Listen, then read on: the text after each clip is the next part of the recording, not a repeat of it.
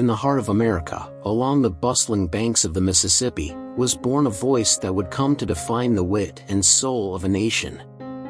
Samuel Langhorne Clemens, known to the world as Mark Twain, began his life in the small town of Hannibal, Missouri, a place that would inspire some of his greatest stories. Even as a young boy, the charm of the written word captivated Samuel. His early experiences, surrounded by the tales of sailors and adventurers, fueled a nascent imagination that was to become the cornerstone of classic American literature. This portrait, taken when Samuel was barely in his teens, hints at the spirited wit and incisive observation that would later permeate his work. His eyes, even then, reflected a keen understanding of the human condition, a trait that would endear him to generations. The Mississippi, a ceaseless flow of muddy waters, was more than a mere river to him. It was a symbol of life's endless possibilities and the setting of his childhood adventures. This river would become his muse and the backdrop for the adventures of Tom Sawyer and Huckleberry Finn. 1865 marked a pivotal year in Samuel's life. With the publication of the celebrated Jumping Frog of Calaveras County, a local humorous tale from the California gold fields, Samuel Clemens the journalist began his transformation into Mark Twain, the author. Through these letters, we glimpse the ambition and foresight of a writer who was keenly aware of his potential to influence and entertain. Each letter, each correspondence, further shaped his path towards becoming a literary icon. As his fame grew, so did his personal life flourish. Twain found both love and a home in Hartford, where he penned many of his most important works. These homes became the havens where his creativity blossomed. Here we see Twain, the seasoned speaker, engaging his audience with the same charisma and sharp wit that characterizes his writing. His voice, now etched into the very fabric of American culture, continues to inspire and provoke thought, as vibrant and relevant as in the days he first set pen to paper. Born on November 30, 1835, in the small town of Hannibal, Missouri, Samuel Langhorne Clemens was the sixth of 7 children.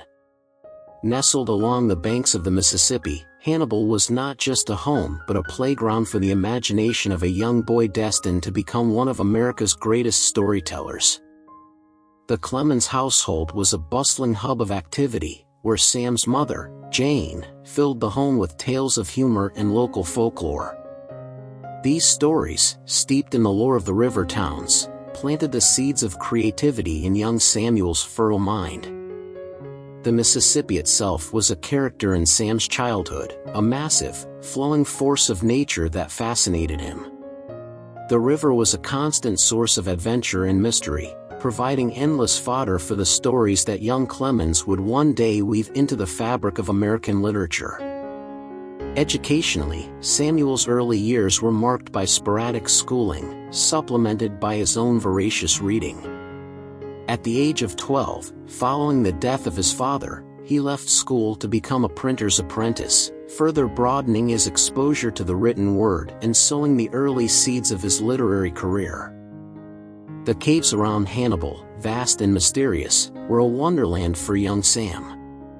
These natural labyrinths provided not just physical adventure but also a psychological landscape that he would later immortalize in his writings about Tom Sawyer and his escapades.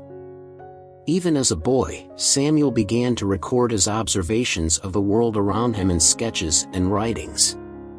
His early journals, filled with anecdotes and reflections, show a keen awareness of his environment and an emerging talent for vivid storytelling.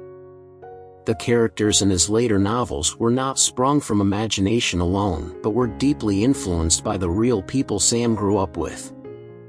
These childhood friends, each with their unique quirks and traits, became the models for the beloved characters of his fictional St. Petersburg. Under the vast Missouri sky, young Samuel would lie by the riverside, dreaming of faraway places and adventures. These dreams, rich with the sights, sounds, and smells of the river town, would one day form the backdrop for some of the greatest works of American literature, as the young boy from Hannibal became the voice of a nation. At the age of 21, enchanted by the promise of freedom and adventure, Samuel Clemens began his apprenticeship as a steamboat pilot.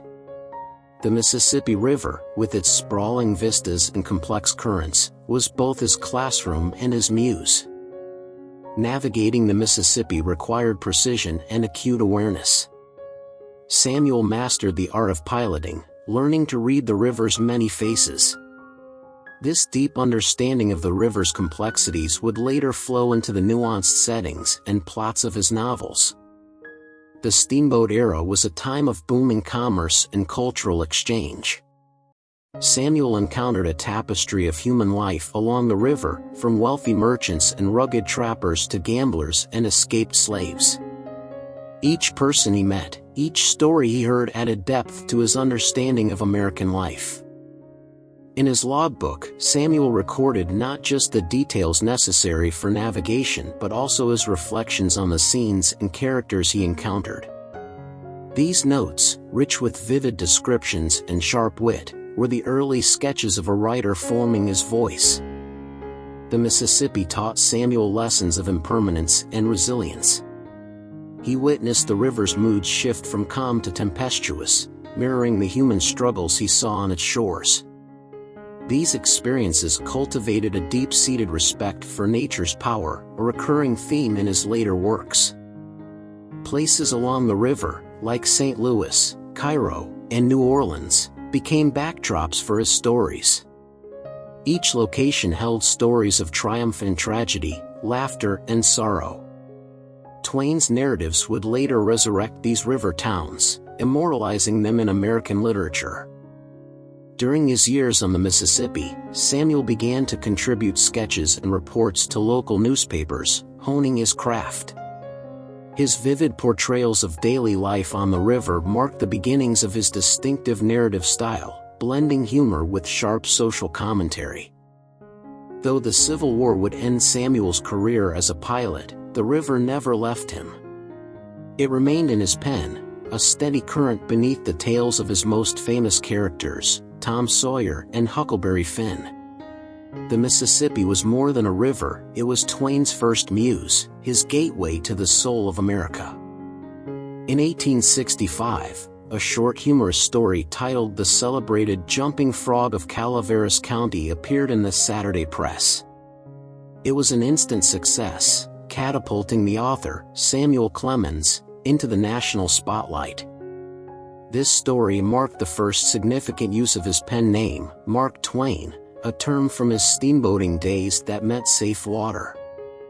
Twain's tale was filled with the vibrant dialects and wry humor of the American frontier, capturing the imaginations of readers across the country.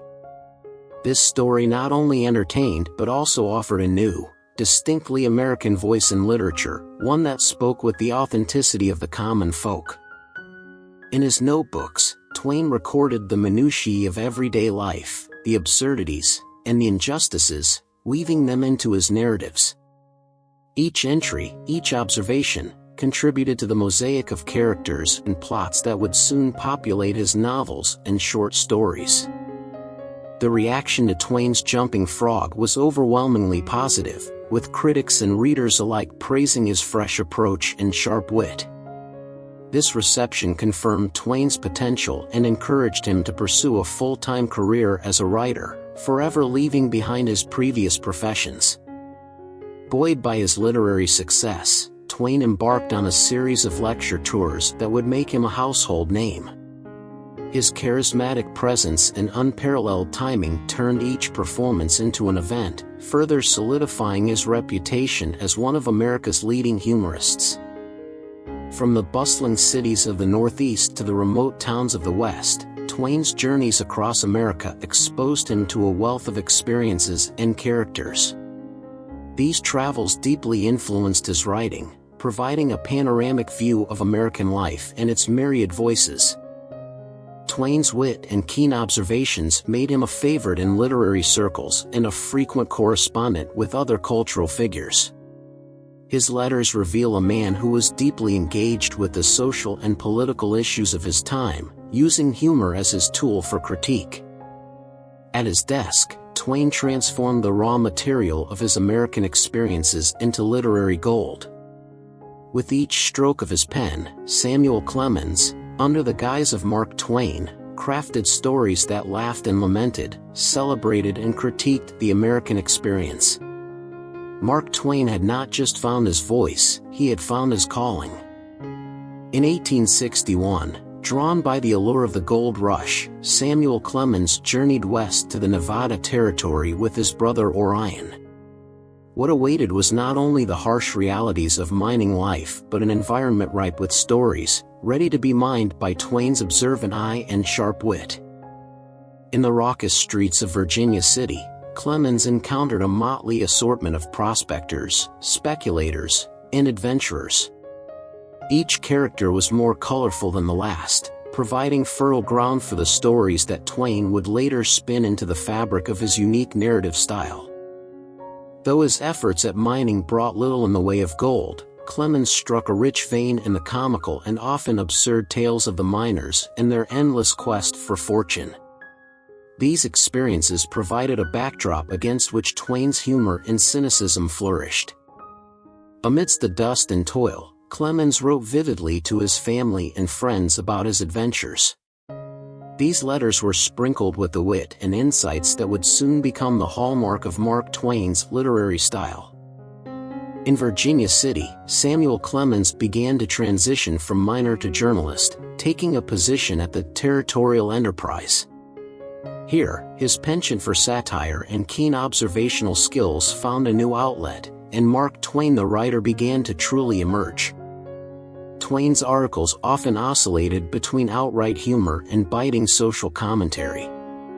He tackled local politics, the absurdities of life on the frontier, and the human condition, all while honing a voice that was distinctly American and unmistakably Twain.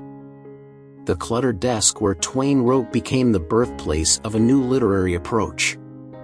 In the flickering lamplight of the Territorial Enterprise office, Clemens transformed the rough material of frontier life into polished narratives that captured the imagination of his readers. Twain later reflected on his years in Nevada with a mix of fondness and irony, noting that the West had schooled him in the human comedy. The frontier had been both a crucible and a canvas, where the artist within him found his true expression. Samuel Clemens left Nevada not just as a journalist, but as America's burgeoning literary artist, Mark Twain. In 1867, Samuel Clemens met Olivia Langdon, known affectionately as Livy, through her brother Charles, whom Clemens had befriended during a steamboat voyage to Europe and the Holy Land. Olivia, from a wealthy and liberal family in Elmira, New York, embodied the grace and intellect that would captivate Clemens deeply. Their courtship unfolded through letters, where Clemens's wit and vulnerability came to the fore. These missives were filled with humor, but also a sincerity that revealed a man profoundly in love and eager to prove himself worthy of Olivia's hand. Coming from a somewhat modest upbringing, Samuel was initially intimidated by the Langdons' wealth and social standing. Yet, his charm and growing reputation as a writer impressed Olivia's family, bridging the gap between his rough-and-tumble past and their genteel sophistication. On February 2, 1870, Samuel Langhorne Clemens and Olivia Langdon were married, uniting not just two hearts but also two worlds. Their partnership would prove to be a cornerstone of Twain's personal and professional life, providing him with stability and joy amidst the storms that his career would weather. In Hartford, the Clemenses built a home that was both a sanctuary and a social hub. Here, surrounded by ornate furnishings and the laughter of his children, Twain wrote some of his most famous works, including Adventures of Huckleberry Finn and The Adventures of Tom Sawyer. Twain was a devoted father and husband, often seen frolicking with his daughters in the family's expansive garden or crafting stories to entertain them at bedtime. These moments of familial bliss were sources of great inspiration and comfort to him. The Clemens household was filled with intellectual stimulation, from the walls lined with books to the frequent gatherings of artists, authors, and thinkers. This environment not only nurtured Twain's creativity but also grounded his perspectives on American society and politics. In the quiet hours spent in his ornate study, Twain penned reflections on life, love, and loss. The security and challenges of family life deeply influenced his writing, lending depth and emotion to his characters and stories. Samuel's life in Hartford was as complex and vibrant as the tales he wove. As Twain's literary star ascended, his personal life was marked by profound joys and devastating losses. The death of his son Langdon in infancy, and later his daughter Susie at the age of 24, brought a shadow of grief that would linger in Twain's heart and writing. In his private letters and diaries, Twain expressed the depths of his sorrow. These documents reveal a man grappling with the impermanence of life, using his pen as both a sword and shield against the encroaching darkness of his own despair. The grave sites of his beloved children stand as solemn reminders of the personal price Twain paid amidst his public successes. Each loss carved a deeper well of empathy and sadness into his soul, which he channeled into the complexity of his later characters. In novels like A Connecticut Yankee in King Arthur's Court and The Tragedy of Pudd'nhead Wilson, Twain's writing took on a darker, more introspective tone. Here, the shadows of his personal tragedies were woven into the fabric of his narratives, reflecting his ongoing struggle with loss and human folly. Twain's flair for invention extended beyond the literary. Enamored with technology, he invested heavily in ventures like the page typesetter, an innovation that promised much but ultimately led to financial ruin.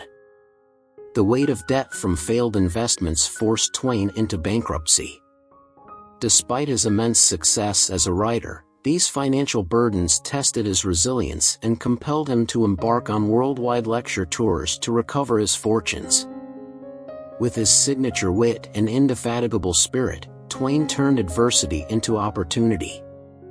His global lecture tours not only helped to repair his finances but also solidified his status as an international literary figure. In the tranquility of Stormfield, his last residence, Twain found solace. Here, surrounded by the landscapes of Connecticut, he penned reflections on his tumultuous life, finding humor and wisdom even in its darkest chapters. His resilience, like his humor, proved indomitable, a testament to the enduring spirit of one of America's greatest writers. In 1876, Mark Twain introduced the world to Tom Sawyer, a character brimming with mischief and endowed with an unquenchable zest for life. The novel, The Adventures of Tom Sawyer, is not merely a story of boyish pranks and pirate games. It is a finely crafted reflection of the American spirit as seen through the eyes of a young boy on the banks of the Mississippi. Here, in the fictional St. Petersburg, drawn from Twain's own Hannibal, the playgrounds of his youth became the setting for Tom's adventures and misadventures, each a thread in the rich tapestry of this seminal work. Twain's process of writing Tom Sawyer was meticulous and introspective. He infused the narrative with local color and folklore, all while embedding deeper themes of social criticism beneath the novel's surface charm.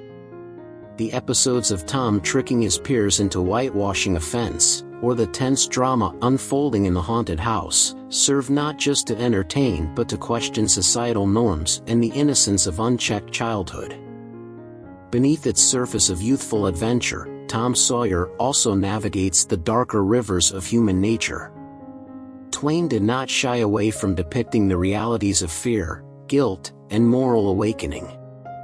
The pivotal scene in McDougal's cave, where Tom and Becky Thatcher confront their deepest fears, is a masterful convergence of suspense and psychological depth, revealing Twain's ability to traverse both the light and shadows of storytelling. Upon its publication, The Adventures of Tom Sawyer was met with critical acclaim and popular enthusiasm. It resonated with readers young and old, each finding pieces of themselves in Twain's characters.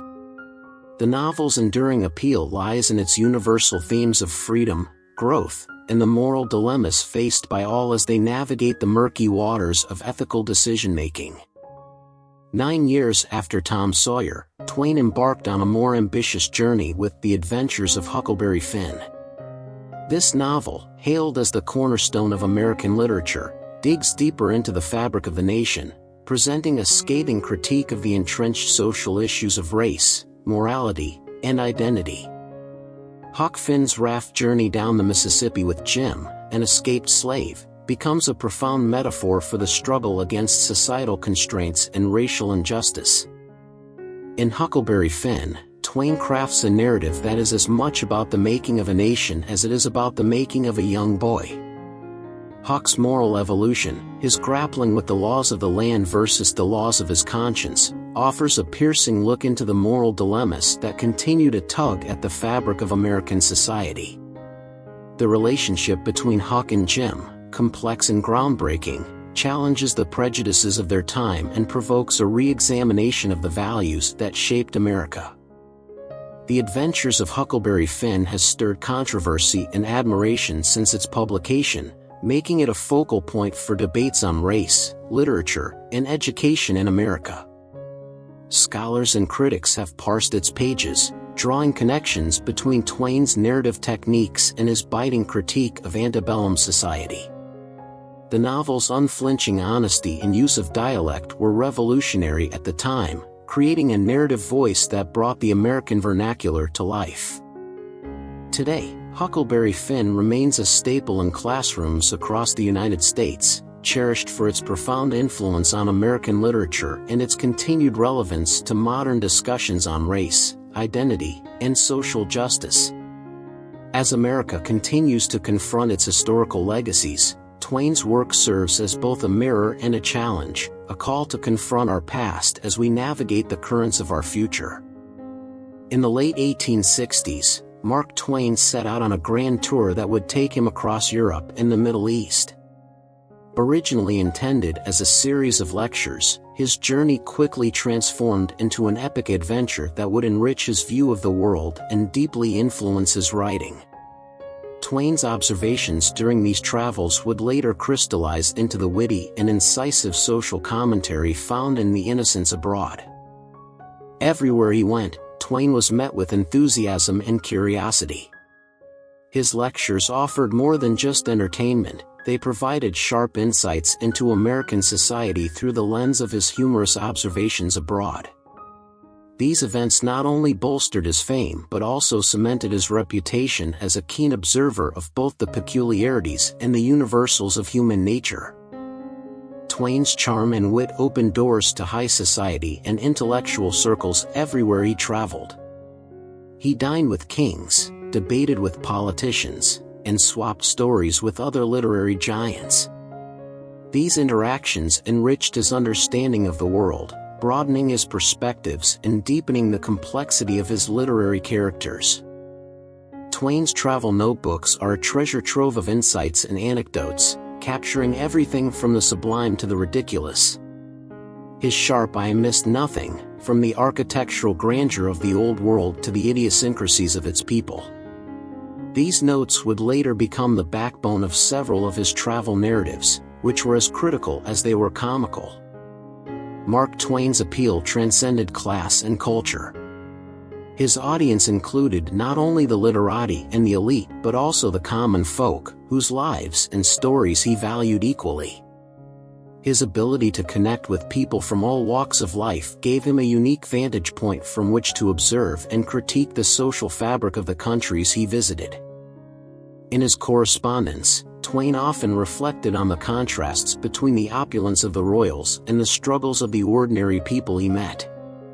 These stark inequalities troubled him and would later permeate his writings, as he advocated for social justice and equality through his uniquely satirical approach. Whether jesting with street vendors in Istanbul or sharing a meal with peasants in Russia, Twain found common ground with his trademark humor and empathy. These humble encounters were not merely anecdotal, they were profound learning experiences that informed his critiques of imperialism and nationalism. Upon his return to America, Twain was not the same man who had left. The world had expanded his horizons and sharpened his pen. The tales of his travels would captivate American readers, offering them a window into the world beyond their borders and into the mind of one of America's greatest writers. Mark Twain was not just a novelist and a humorist, he was a fierce social critic whose sharpest weapon was his wit. Through his writings, Twain skewered the pretensions and hypocrisies of American society, using satire not merely to amuse but to provoke thought and inspire change.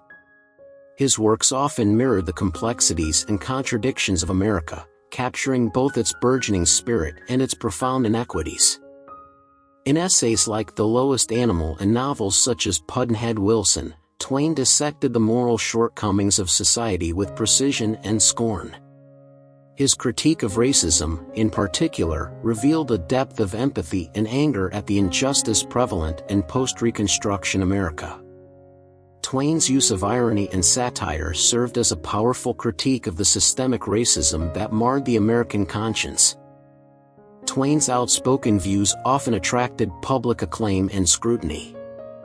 While many celebrated his boldness, others recoiled at his unvarnished portrayal of American society. His criticisms were as divisive as they were enlightening, reflecting the polarized reactions of his readership and the broader American public. In his personal correspondence, Twain expressed a sense of duty to use his pen as a tool for social commentary. He believed deeply in the power of literature to challenge and transform public opinion, viewing his role as that of a moralist as much as a storyteller. His writings continue to serve as a compelling call for ethical reflection and societal improvement. Twain's critique of imperialism marked some of his most fervent writing. He was an outspoken opponent of the Philippine-American War, viewing it as a betrayal of American democratic ideals. His pamphlet, To the Person Sitting in Darkness, exemplifies his scathing rebukes of American policy, offering a poignant critique of the exploitation disguised as benevolence. Internationally, Twain's anti-imperialist views garnered respect and admiration from those who saw him as a champion of the oppressed. His stance resonated globally, aligning him with other anti-colonial thinkers and activists of the era who sought to challenge the prevailing norms of their times. Domestically, Twain also addressed the rampant economic inequalities that plagued the growing industrial powers of America. His sympathies often lay with the working class, whose toils under oppressive conditions were highlighted in his various speeches and writings. Twain's voice was one of solidarity with the common man, challenging the inequities that stifled social progress. Today, Mark Twain's legacy as a social critic endures. Scholars, activists, and readers continue to discuss and dissect his writings, finding in them a timeless relevance and a powerful voice for justice. As America continues to grapple with issues of race, inequality, and imperialism, Twain's work remains a vital part of the national conversation, urging us to question and critique the moral compass of our society. Mark Twain was not only a literary genius but also a man captivated by the promise of new technologies. Among his various ventures, the page typesetter stands out, a complex and ultimately doomed mechanical marvel that Twain believed would revolutionize printing. His investment in this device was emblematic of his unwavering belief in progress and innovation, even in the face of considerable financial risk. Twain's interests in innovation were not limited to the page typesetter. He held patents for several inventions, including a self-pasting scrapbook, which was actually quite successful, and an adjustable and detachable garment strap, which was less so. His forays into invention were driven by a curiosity that matched his literary creativity, each venture a testament to his restless, inquisitive spirit. The commercial aspects of Twain's inventions varied widely. While the scrapbook found a place in thousands of American homes, other products did not meet with the same enthusiasm. Yet, Twain's marketing efforts were always imaginative, demonstrating his understanding of American consumers and his ability to sell not just products but ideas. Despite his best intentions, Twain's penchant for invention led to financial instability. The costs associated with developing and marketing his inventions, particularly the page typesetter, contributed to his significant financial woes. These experiences, though painful, underscored Twain's complex relationship with money and progress, embodying both the pitfalls and the spirit of an era driven by an obsession with new technology. The page typesetter was intended to be the crowning jewel of printing technology, capable of setting type at unprecedented speeds without human intervention. Twain poured thousands of dollars, equivalent to millions today, into this invention, mesmerized by its potential to change the publishing industry forever. However, the page typesetter was plagued by mechanical failures and was never commercially viable. Its complexity was its downfall. The machine was too sophisticated and fragile for practical use. As newer, simpler technologies emerged, the typesetter became obsolete, leaving Twain with massive debts and a warehouse full of useless machines. Twain's friends and business associates often cautioned him against his continued investment in the typesetter. However, his optimism and stubbornness kept him tied to the failing project for years. This misadventure strained not only his finances but also his relationships, as many lamented Twain's misjudgment in pouring so much of his wealth into such a precarious endeavor. The financial ruin brought on by the page typesetter and other ventures forced Twain into a series of grueling lecture tours around the world to recoup his losses. These humbling experiences enriched his lectures and writings, which began to reflect deeper cynicism and a more nuanced understanding of human ambition and folly. Even in failure, Twain's adventures in technology provided him with material that enriched his character and his prose. Among Mark Twain's final literary endeavors, The Mysterious Stranger, though never completed, stands as a profound critique of human nature and a stark departure from his earlier jovial narratives. Set in a remote Austrian village, this unsettling novel explores existential themes through the interactions of a supernatural being named Satan and a group of unsuspecting youths. The narrative delves into the illusions of free will, the fabric of morality, and the inherent flaws within the human spirit. Twain wrote The Mysterious Stranger during a period marked by personal tragedy and deep disillusionment with society.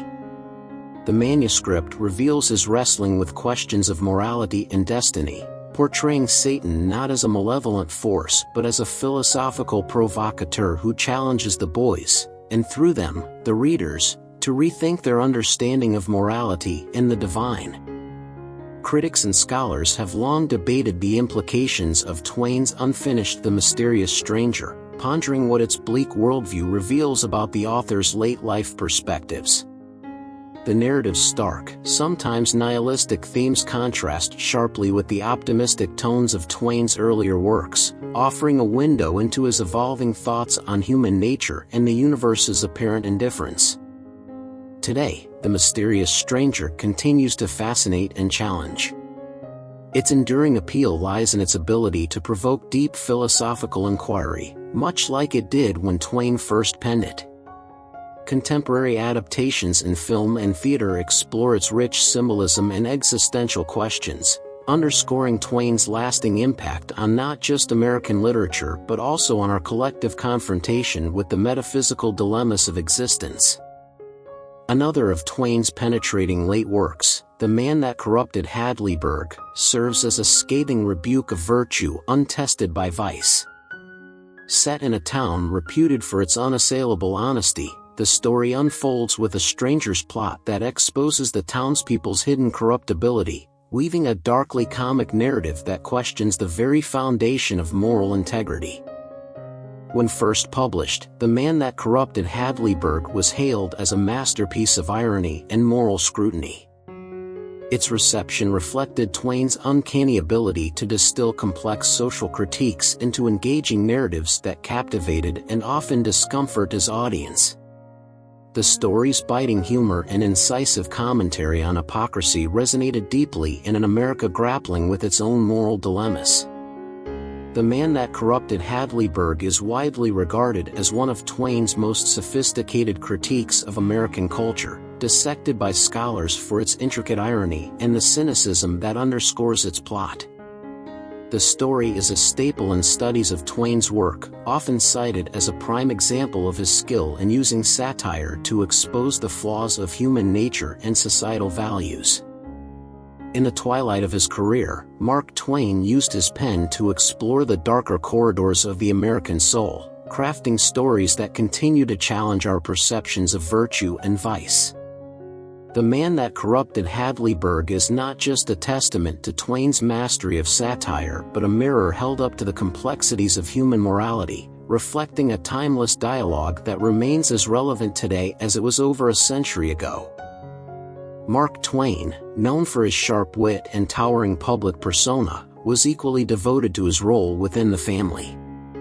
His home in Hartford was not just a dwelling but a vibrant hub of love, creativity, and intellectual engagement. Here, surrounded by his beloved wife and daughters, Twain found not just solace but a source of immense joy and inspiration. The Clemens household was lively and full of laughter, with Samuel often at the center, telling stories or performing little dramas for his children. Each room echoed with the sounds of his voice, whether he was reading out loud to his family or discussing pressing social issues of the day.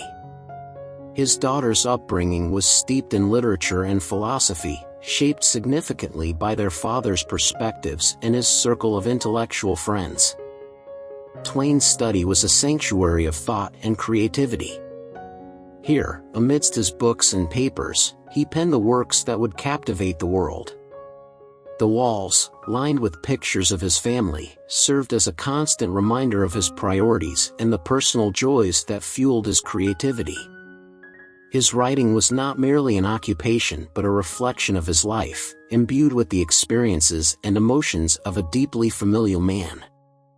In private letters, Twain expressed profound love and occasionally deep sorrow, particularly during the illnesses and untimely deaths of his wife and daughters. These moments of private grief often contrasted sharply with his public persona, showing a man grappling with personal tragedies while continuing to engage the public with his characteristic humor and satire. Mark Twain was at the heart of American literary society. His friendships with fellow writers like William Dean Howells, who he called the Dean of American Letters, and Charles Dudley Warner, his co-author on The Gilded Age, were both profound and influential. These relationships provided intellectual stimulation and critical feedback that shaped his writing. The letters between Twain and his circle are filled with lively debates, heartfelt advice, and mutual admiration. These correspondences were not just exchanges of ideas but lifelines that connected Twain to a broader intellectual community. They challenged him, supported him, and sometimes even inspired characters and scenes in his novels. Twain's influence extended beyond literature into the social issues of the day. He was a vocal critic of imperialism and racism, and his friendships often reflected a shared concern for justice and equality. His relationship with Helen Keller, for example, was marked by mutual respect and advocacy for people with disabilities, showcasing his progressive values.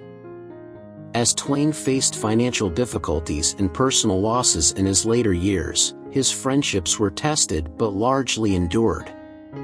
These relationships provided a crucial support network, offering emotional and sometimes financial assistance. Even in his darkest hours, Twain's friends remained a source of comfort and inspiration, reflecting the deep bonds he had forged throughout his tumultuous life. As Mark Twain aged, his final years were marked by a series of personal losses that deeply affected him. His beloved daughter Susie died of meningitis in 1896, a devastating blow that forever altered Twain's emotional landscape. His wife Olivia, who had been his intellectual partner for decades, passed away in 1904, followed by his youngest daughter Jean in 1909. Each loss carved a deeper well of sorrow in the aging writer, reflecting in his later writings a growing preoccupation with legacy and the inevitability of death. Twain's personal writings from these years reveal a man wrestling with grief and loneliness. His diaries and letters are interspersed with reflections on life and the afterlife, often questioning the justice of a world that could exact such personal tolls. Despite his public persona as America's greatest humorist, these private texts show a soul in search of peace and understanding. Even as he grappled with personal loss, Twain continued to engage vigorously with the world. His later essays and public speeches took on a decidedly philosophical tone, as he pondered the roles of faith, fate, and the human spirit in navigating life's vicissitudes. These works are often tinged with the cynicism of a man disappointed by the world's follies, yet they also reveal a lingering hope in the potential for human goodness. Mark Twain's 70th birthday was a gala event, celebrating not just a man but an era defined by his voice. Hosted by luminaries and attended by the cream of American society, the event underscored Twain's status as a cultural icon. His speeches, filled with his characteristic wit and sharp insights, were lauded by newspapers across the country, affirming his place as a critical observer and conscience of the nation. In his final years, Twain settled in Stormfield, a house built to his specifications in Redding, Connecticut. Here, amidst the rolling hills and quiet landscapes, he found a measure of peace.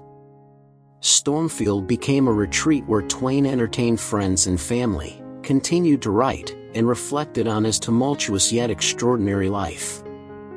Mark Twain passed away on April 21, 1910, but his legacy was far from mortal. Celebrated worldwide, his writings continue to be studied and cherished, his insights and criticisms as relevant today as they were over a century ago.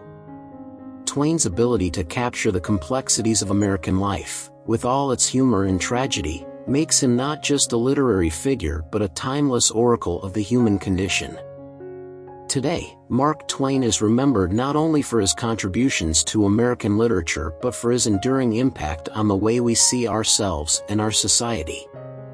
From film adaptations and scholarly works to his influence on contemporary humor and commentary, Twain's legacy continues to inspire, entertain, and provoke thought across generations, a testament to the enduring power of his words and his unique place in American history. Mark Twain's literary genius transcends borders and generations. His creation, The Adventures of Huckleberry Finn, has been translated into dozens of languages, each edition inviting readers worldwide into the rich tapestry of America's past while confronting its moral conflicts. In classrooms around the globe, Twain's novels serve not just as literary adventures but as catalysts for discussions on ethics, society, and human nature. Educators leverage Twain's storytelling to challenge students to consider deeper societal issues, demonstrating his ongoing relevance in education. At literary symposiums, scholars debate and dissect Twain's methodologies and themes, from his pioneering use of dialect to his nuanced exploration of racial and social issues. These academic gatherings underscore his role as a cornerstone of American literary study. Modern writers continue to draw inspiration from Twain's work, finding in his blend of satire and seriousness a template for engaging with contemporary issues. His influence is evident in works that seek to mirror his keen observation of human hypocrisy and enduring hope. Twain's stories have transcended the confines of written text to inspire film and theater adaptations across the world. Each adaptation reinterprets Twain's insights for new audiences, proving the timeless nature of his observations about the human spirit. Exhibits dedicated to Twain's life and work showcase his dual legacies as both a literary giant and a poignant social commentator. These museums not only preserve his physical manuscripts but also promote an understanding of the complex societal issues he addressed, which continue to resonate today. Twain's influence extends beyond literature into public art and community projects that use his themes to foster dialogue about justice, equality, and freedom. These installations invite onlookers to reflect on Twain's enduring messages and their relevance to ongoing social debates. From the pages of his books to the digital quotes shared across social media, Twain's words continue to inspire, challenge, and provoke. His aphorisms and witty observations are cited in everything from political speeches to everyday conversations, highlighting his unwavering relevance and the enduring wisdom of his writings.